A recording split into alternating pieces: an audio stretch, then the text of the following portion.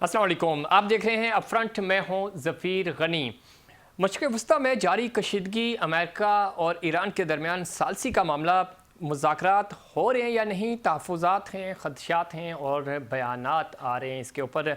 अभी सदर ट्रंप ने कहा कि ईरान को 48 घंटे का अल्टीमेटम दिया उन्होंने, और कहा कि हम जहन्नुम की आग बरसाएंगे अगर मुज़ाकरात की तरफ ईरान आगे नहीं बढ़ा तो, और हमारे जो मुतालबात हैं वो पूरे नहीं किए। धमकियाँ पहले भी दी जा रही हैं, एक तरफ धमकियाँ दी जा रही हैं और दूसरी तरफ मुज़ाकरात की बात की जा रही है। इस रवैये के साथ ख़ुद ईरान का मौक़िफ़ बड़ा दो टोक है इस मामले में। डे फर्स्ट से ही वो ये कहते हैं कि चूँकि पहले भी मुज़ाकरात हो रहे थे और मुज़ाकरात के दौरान ही इज़राइल और अमेरिका ने ये जंग शुरू की। ये जंग इख्तिताम भी इसी सूरत में हो सकती है कि हम जो हमारा डैमेज है वो पे किया जाए, और इसके अलावा हमें श्योरिटी इसकी चीज़ की कोई गारंटी मिले कि वाकई में जो मुज़ाकरात होंगे वो मुकम्मल होंगे, पायदार होंगे और जंग के खात्मे का सबब बनेंगे। अदरवाइज़ हम मुज़ाकरात, अमेरिका से मुज़ाकरात की किसी भी तरह की कोई डील नहीं, कोई बात नहीं करेंगे। दूसरी तरफ कुछ खबरें गर्दिश कर रही थी कि चूँकि इंडियन मीडिया बहुत ज़्यादा प्रोपेगेंडा कर रहा था और सोशल मीडिया के ऊपर भी इस तरह की बातें हो रही थी कि शायद ईरान ने इस्लामाबाद को मना किया है मुज़ाकरात से। तो ईरानी वज़ीर ख़ारजा का पाकिस्तान के लिए तशक्कुर भरा जो पैगाम आया, और उसने ये सारी चीज़ें, ये जो क़यास आराइयाँ थी, ये सारी दम तोड़ गई। और दूसरी तरफ पाकिस्तानी वज़ीर ख़ारजा और डिप्टी प्राइम मिनिस्टर इसहाक़ डार साहब ने भी इस पैगाम का जो था उसको भी जज्बा खैर सगाली के तहत उन्होंने इसका शुक्रिया भी अदा किया और अज़ीज़म करके पुकारा उन्होंने ईरानी वज़ीर ख़ारजा को, और उनका भी शुक्रिया अदा किया।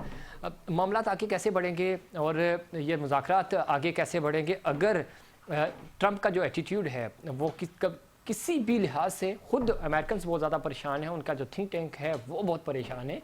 समझ नहीं आ रही उनको कि वो करना क्या है, इश्यूज़ कहाँ आ रहे हैं। इन तमाम चीज़ों पे बात करेंगे। हमारे साथ पैनलिस्ट मौजूद हैं। हसन हाशमी पीरज़ादा साहब वीडियो लिंक के ज़रिए में ज्वाइन कर रहे हैं, माहिर हैं आलमी उमूर के। हाशमी साहब खुशामदीद कहते हैं आपको शो में। Thank you ज़फ़ीर।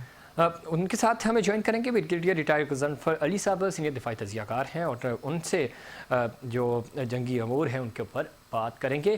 गुफ्तगू का आगाज़ हाशमी साहब से करते हैं। हाशमी साहब, किस तरह देख रहे हैं मुज़ाकरात की बात हो रही है, मुज़ाकरात हो रहे हैं या नहीं हो रहे, तहफ़्फ़ुज़ात हैं, ख़ुद कन्फ्यूजन है अमेरिकन लीडरशिप की भी। प्रेसिडेंट डोनाल्ड ट्रंप की जो पिछली स्पीच थी, लग ये रहा था कि शायद वो जंगबंदी की तरफ जाएंगे, ऐलान करेंगे या कोई वाज़े तौर पे कोई लाइन ऑफ एक्शन देंगे, वो कंफ्यूज नज़र आए। अभी भी कंफ्यूज हैं। 48 आवर्स मज़ीद दिए उन्होंने ईरान को। पहले भी 10 दिन की बात हुई थी जंगबंदी के लिए। आप किस तरह देखते हैं, और इंटरनेशनल फोरम्स के ऊपर इन तमाम चीज़ों को कैसे देखा जा रहा है? जितना रिपोर्ट हो रहा है हम देख पा रहे हैं, उसके मुताबिक तो बज़ाहिर जो एटीट्यूड है ख़ुद डोनाल्ड ट्रंप का, वो लग नहीं रहा कि वो कोई फ़ैसला करने की सलाहियत रखते हैं। उनको समझ ही नहीं आ रही। लेकिन इंटरनेशनल अरीना में क्या इन बयानात को किस तरह देखा जा रहा है जनाब? ज़फ़ीर, आपने जो है वो काफ़ी अच्छे तरीके से बताया है। डोनाल्ड ट्रंप जो है वो काफ़ी एम्बिगियस किस्म की जो है वो स्टेटमेंट्स देते आए हैं और उस चीज़ के लिए मशहूर भी हैं। उन्होंने पहले भी अल्टीमेटम दिया और उसको फिर एक्सटेंड किया। आज फिर अभी व्हाइट हाउस ने जो है वो उनका बयान जो है वो शेयर किया है कि आखिरी वार्निंग है, मुआहदा करो या हरमस का दरवाज़ा खोलो वरना तबाही आएगी। और 6 अप्रैल की डेडलाइन है।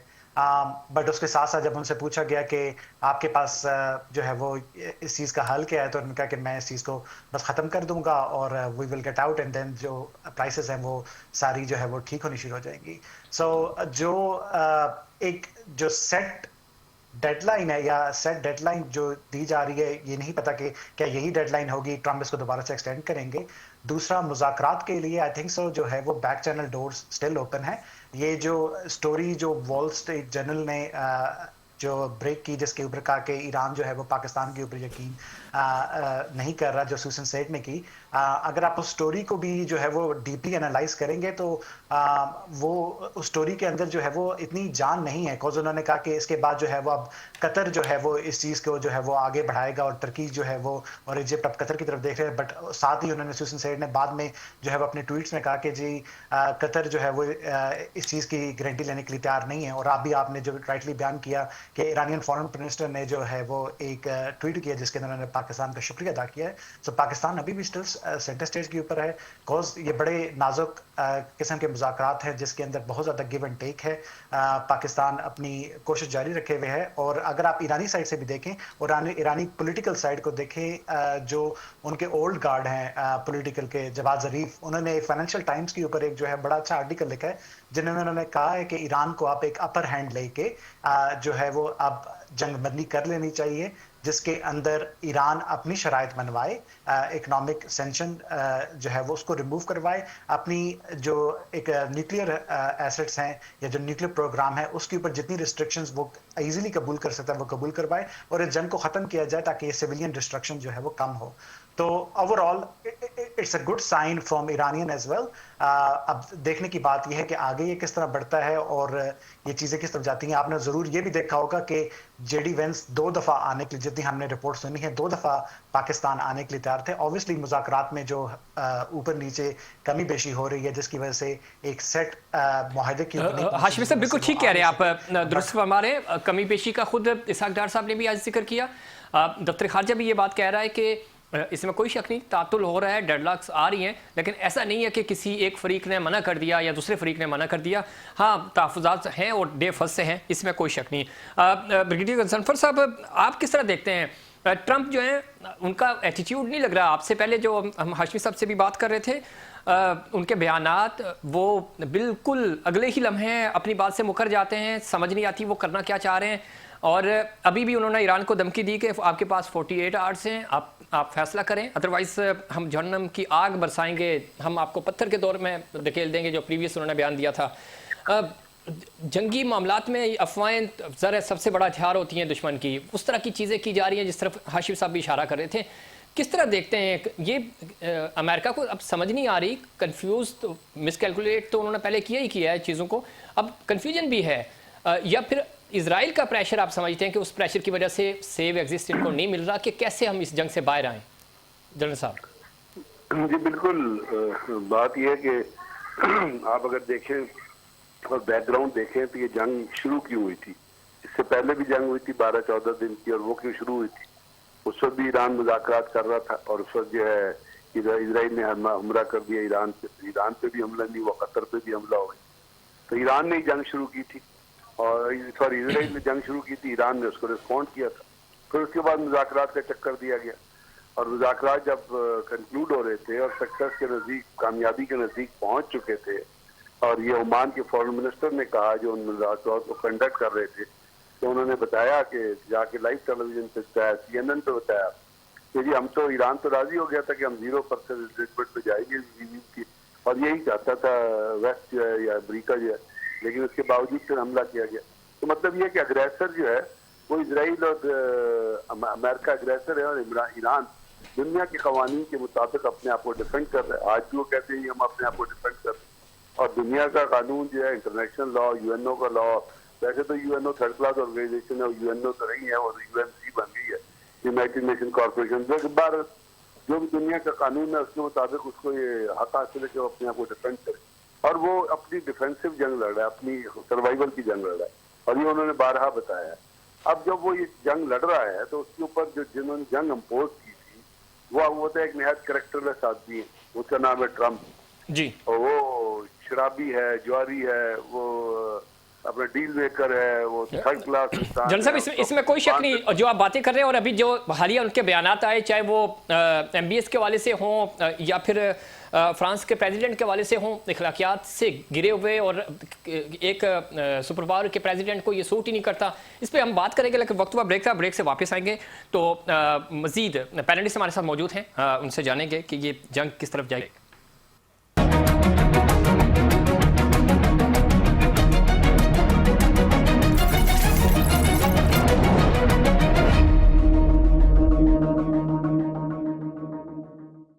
प्रोग्राम में एक बार फिर खुश आमदीद। बात हो रही थी मशरिक़ वस्ता में जारी कशीदगी, अमेरिका ईरान की सालसी के हवाले से पाकिस्तान का किरदार और ख़ास तौर पे डोनाल्ड ट्रंप का जो एटीट्यूड है उसके ऊपर हम बात कर रहे थे। हमारे साथ पैनलिस्ट मौजूद है हसन हाशमी पीरज़ादा साहब और ब्रिगेडियर रिटायर्ड ज़फ़र अली साहब। ब्रिगेडियर साहब, ब्रेक से पहले आपसे बात हो रही थी, ट्रंप का जो एटीट्यूड है उससे तो नहीं लग रहा हारा हुआ ट्रंप लग रहा है, हमें हारा हुआ अमेरिका लग रहा है। सुप्रीमेसी होती है सुपर पावर की, वो हमें नज़र नहीं आ रही। जिस तरह के वो बयानात दे रहे हैं, जिस तरह वो मजाक उड़ा रहे हैं, मीडिया के सामने वो बात कर रहे हैं, तो आप किस तरह देख रहे हैं इस पूरे अमल को?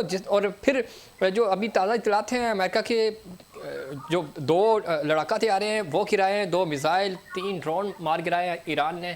तो अब समझ रहे कि 10 दिन में जंग ख़त्म होती है या 5 दिन में या 2 महीने बाद भी ख़त्म होती है। ये जंग जो है वो अमेरिका के लिए एक तबाही है और उसके जवाल का आगाज़ समझ लें हो गया।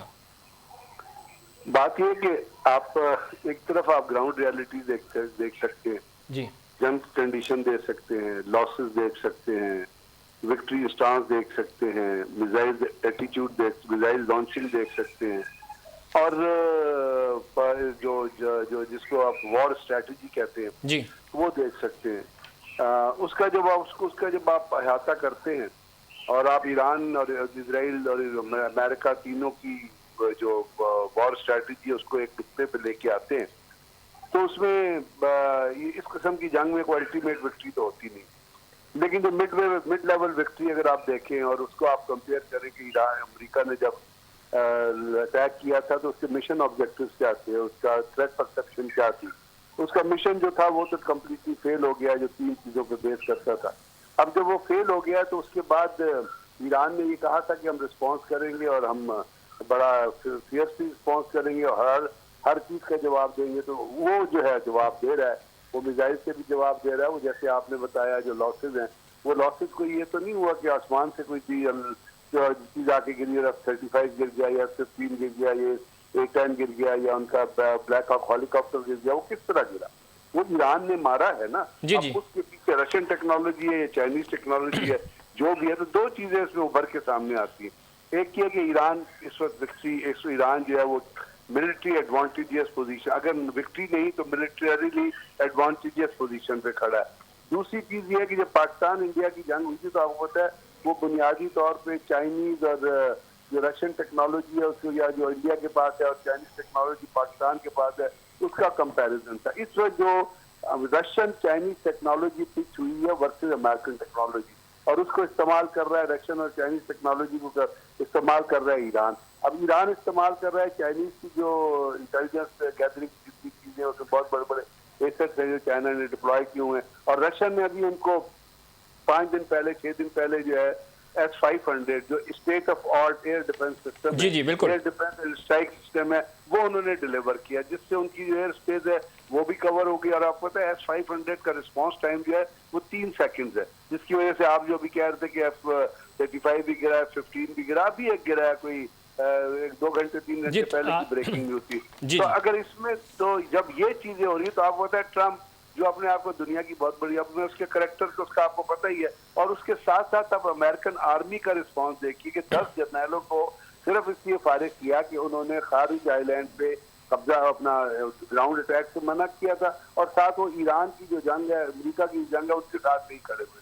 तो उनके अपने अंदर जन साहब, जरा आपने पाक फौज में सर्व किया, आप समझते हैं दौरान जंग इतनी बड़ी तब्दीलियां और ये मोराल तो आपका वैसे ही डाउन हो जाता है। ये जंग तो आप वैसे ही हार चुके हैं, फिर ट्रंप के जो बयानात आ रहे हैं, फिर इट्सल्फ अमेरिका के अंदर जो प्रोटेस्ट हो रहे हैं वो आपके सामने है। दुनिया भर में जितने भी बाकी ममालिक हैं उन्होंने बड़े चौधरी यानी अमेरिका को उन्होंने बिग नो किया है। तो ये इससे पहले कभी नहीं हुआ। इराक वार में भी वो इत्तेहादी उनके साथ थे, अफगानिस्तान में भी उनके साथ थे, लेकिन यहाँ तो हर बंदा उनको आंखें दिखा रहा है।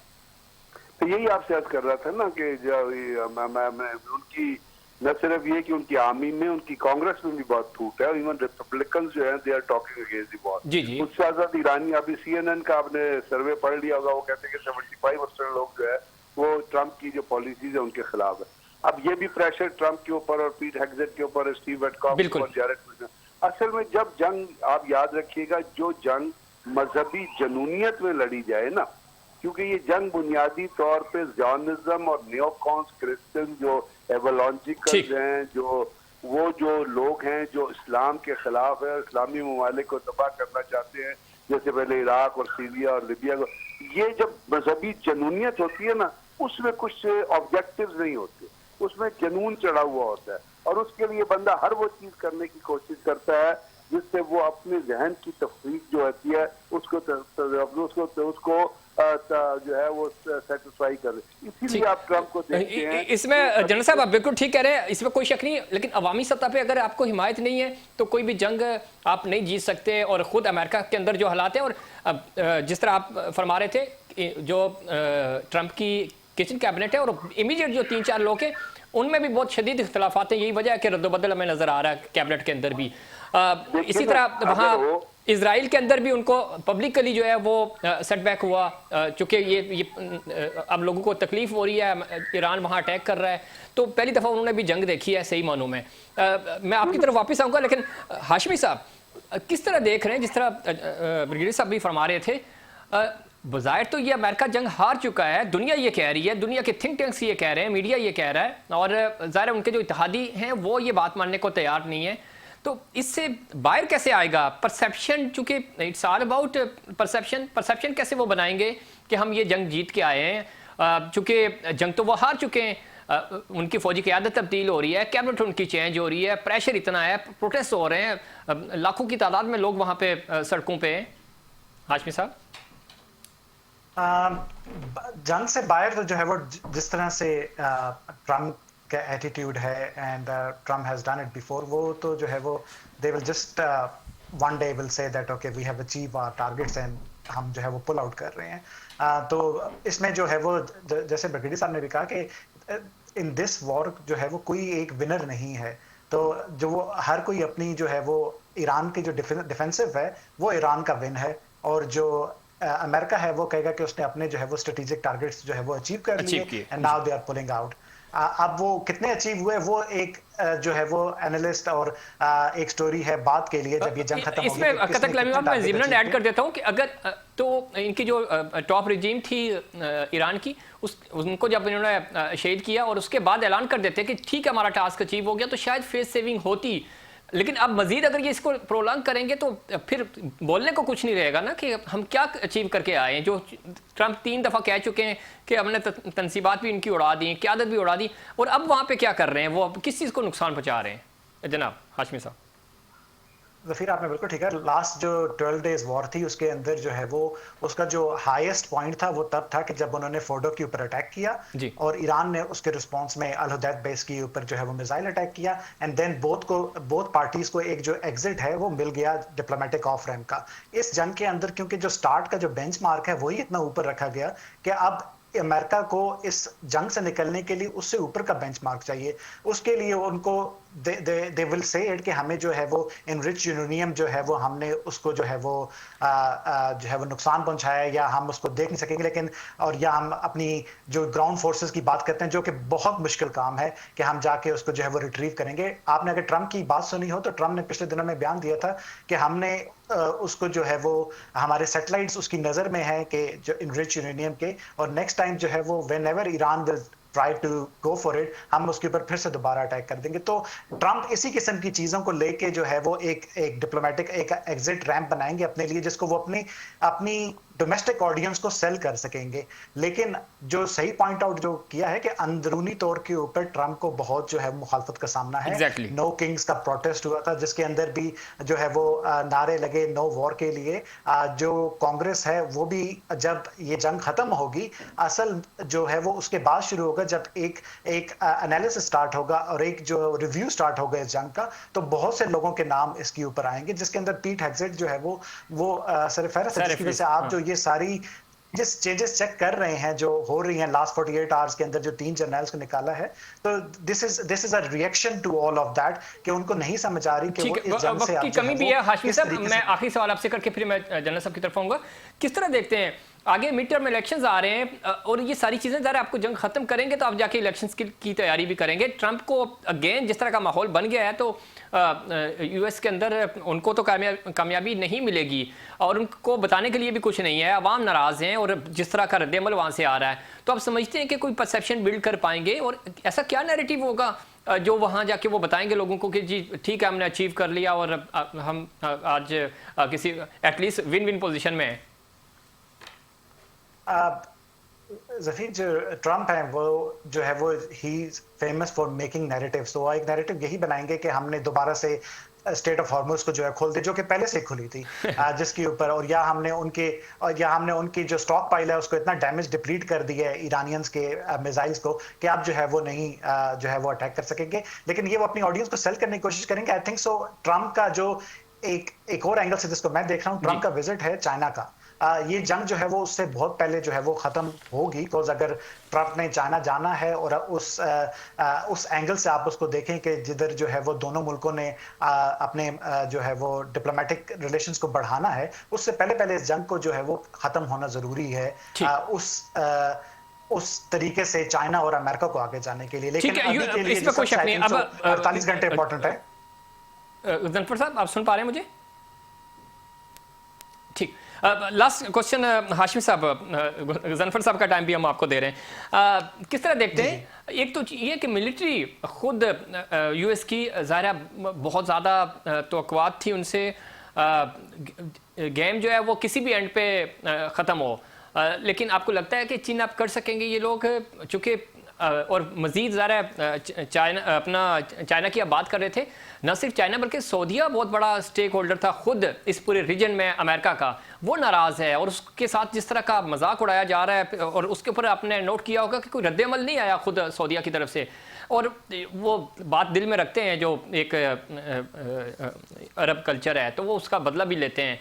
अल्लाह करे कि वो कोई गैरत वाला एलिमेंट जागे और इस चीज़ को वो समझ सकें और वो उनका एहसास हो कि अमेरिका कभी भी हमारा हामी नहीं हो सकता, सपोर्टर नहीं हो सकता। सो आपको लगता है कि इधर से निकलने के बाद फिर चीन चूँकि और रशिया ये इन्होंने टेक ओवर किया हुआ है ऑफिशियली चीज़ों को, सामने हमें ईरान नज़र आ रहा है जिस तरफ इशारा कर रहे थे ब्रिगेडियर साहब भी, लेकिन जो एक बैक सपोर्ट है S-500 तो ज़ाहिर है खुद ईरान के पास तो नहीं है, वो कहाँ से आ रहा है, कैसे ऑपरेट हो रहा है, तो आप समझते हैं कि ये नैरेटिव बिल्डिंग तो अच्छी बात है, वो उनका खासा रहा। पाकिस्तान और इंडिया की जंग हुई, उसको कैश कराया खुद ट्रंप ने, लेकिन अब कैश कराने के लिए उनके पास तो होना चाहिए ना कुछ, एटलीस्ट कुछ तो हो। वो क्या ऑन पेपर या आपको लगता है कि कोई चीज़ ऐसी हो कि जिसको वो नैरेटिव बना सकेंगे?